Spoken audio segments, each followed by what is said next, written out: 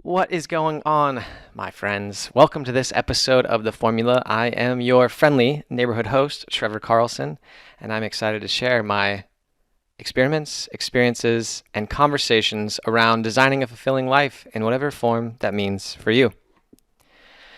In June, I stayed at this hostel in Sarajevo, Bosnia. That's a simulation of the siege of Sarajevo. I didn't even know that was a thing until I arrived in the Balkans this summer.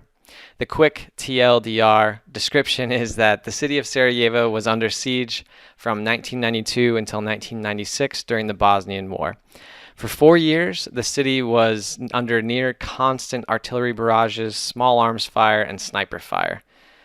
I stayed in this hostel called the War Hostel to experience what it was like to be in the city during that time. No water, sleeping on the floor, and the sound of gunfire and shells going off pretty much constantly. After this experience, I sat down and I wrote an essay on the moments that defined us. And I actually took some time to interview the guy who runs the War Hostel, which will be coming out in the next episode. In this episode, I'd like to share that essay with you on the moments that define us after a quick word from our sponsors.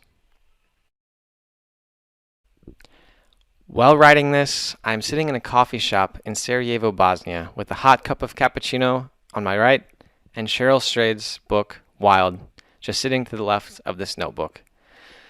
The book is open to the page where I'd set it down to catch my breath a bit after Cheryl discussed her mother dying from cancer. It goes, I was 22. The same age she was when she'd been pregnant with me. She was going to leave my life at the same moment that I came into hers, I thought. For some reason, that sentence came fully formed into my head just then, temporarily blocking out the fuck them prayer. I almost howled in agony. I almost choked to death on what I knew before I knew. I was going to live the rest of my life without my mother. After reading this paragraph, it made me take a few breaths as I imagined myself in her shoes with my own mom. Fortunately, though, my mom is in good health, but the thought of losing her made me want to buy the first plane ticket back to Iowa, run up to her, give her a big hug, and tell her how much I love her. That her belief in my foolishness is why I am who I am today. I don't know the end of Cheryl's story, but it is clear that the moments like these are one side of the spectrum of moments that shape our lives. These moments are created when something in us breaks from overwhelming pain, or something in us grows from a breathtaking experience. My brushes with death were frequent. My brushes with death were frequent over my late teenage years, going into my early 20s. It started with losing a high school classmate after a hunting accident. I vividly remember being at his visitation and running over to the baseball field nearby so I could hide the tears alone. I wanted to be alone so I could curse God, gods, or whoever could allow something like this to happen. Over the next few years, I experienced losing people I cared about to car accidents, suicide, and health problems. During this time, I was kicked out of my first college with a pile of debt and this feeling of being a complete and utter failure. At that point, I had a choice: to let all these things keep me in a depressed, frustrated state, or to pull all the pieces together and to make something out of everything that happened.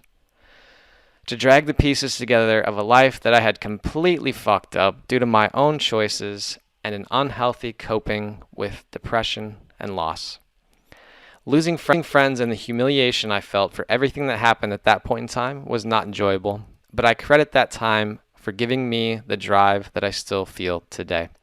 The knowledge that we have one life, and that we don't know how soon it will be over. It pushes me to pursue things that make me feel alive. All of our stories end the same way, and it is our job to write the middle, to create the crescendo that is our life. That way, when we arrive at the end of our story, we can look back and smile. I recently had a life-changing moment on a micro scale. The weekend before I wrote this, I was staying in a hostel that is a simulation of the siege of Sarajevo, Bosnia. The siege occurred from 1992 to 1996 during the Bosnian Civil War, where normal, everyday people were bombarded by over 300 shells per day by the army entrenched in the Let's try that again. I recently had a life-changing experience on a micro scale. The weekend before I wrote this, I was staying in a hostel that is a simulation of the siege of Sarajevo, Bosnia.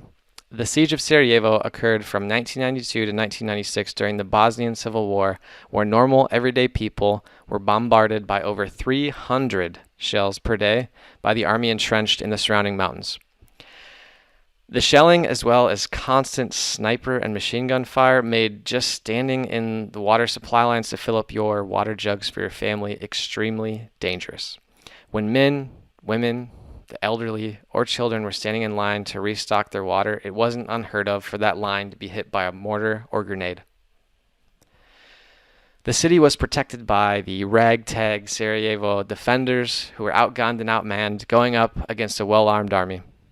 How are they able to hold the city off, or hold, sorry, let me ask that again. How were they able to hold the city for 4 years? They were fighting for their wives, kids, husbands, parents, and their homes.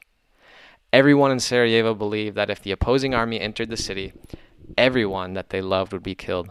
01, the main host at the war hostel, was a toddler at the time.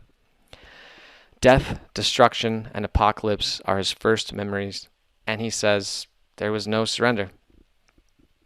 When I checked into the hostel, I was the only guest. Although they get frequent guests throughout the year, no electricity or running water while sleeping on the floor in Bosnia for a few days isn't something I imagine a lot of people are willing to pay to experience. Throughout the hostel, there were newspaper clippings hanging up describing the events during the siege, such as the lovers in their 20s who were gunned down by snipers while trying to escape the city, and their bodies were left in the open, embracing each other while they died. Or the 1,500 children that died from starvation, disease, and violence. Take some version of the movie Red Dawn and a random apocalypse scene to imagine what it was like here.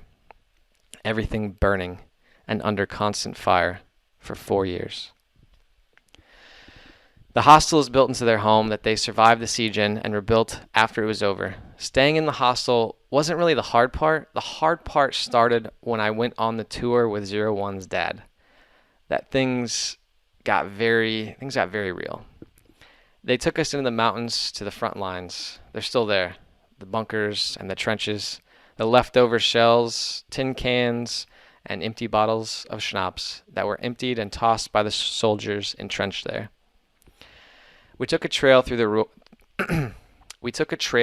woods where he warned us that if we went to either side of the trail, there were still landmines and we would likely die. This, unfortunately, isn't uncommon. Many people have died, mostly children, from the leftover mines scattered throughout the woods and really all over Bosnia. As the tour was ending, we went down to a ruined house near the front lines where 01's dad explained how he was in charge of keeping all the phone lines working during the bombings. He would be running between trenches and bunkers, fixing the communication lines while the shells were falling, while everyone else had retreated to the bomb shelters.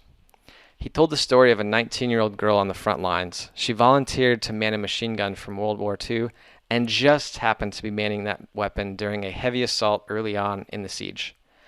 The Bosnian militia broke ranks and ran from the oncoming assault. Everyone except for this 19-year-old girl, with the help of a friend loading her weapon, held her ground and continued firing until the approaching soldiers fell back. I imagine the women I know, my friends in their 20s, forced to stand against an army and being the only ones left between certain destruction. Standing near where the stand took place, hearing about what happened to women when they were captured alive, rape and mutilation, imagining the events to create a world where this could possibly happen. It's a lot to take in. I checked out on the third day and headed to an Airbnb I'd rented for the next week in Sarajevo. I needed some time to think. In the comforts of running water and electricity, I had this life-changing micro moment. I sat on the floor at the end of the bed, and I put my head in my hands, and I just breathed. I thought of the atrocities, the suffering, so many questions and frustration. Why? How can anyone desire war when you see the suffering in the eyes of the people who survived? does it mean for my life? How can I complain about trivial things again? These questions and more raced through my head. I asked Zero One's dad a question on our tour that gave me somewhat of an answer. What happened after it was over?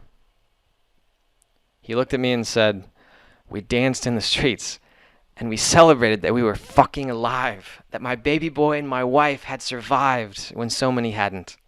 No matter how bad things get, I will always be happy for that, and remember that is the most important thing, that we're alive."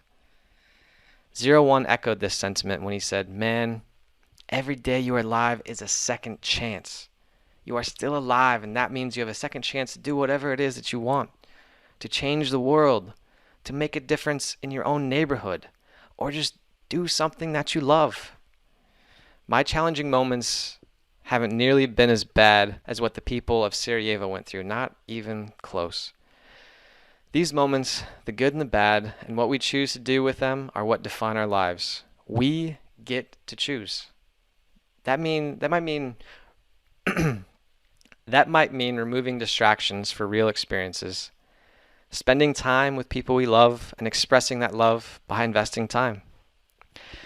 Being grateful that we are still alive and recognizing all the wonderful things we are surrounded by every single day.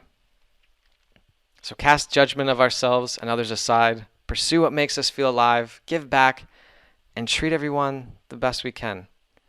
Because in the end, what we choose to do with these moments and the time we have is all that matters.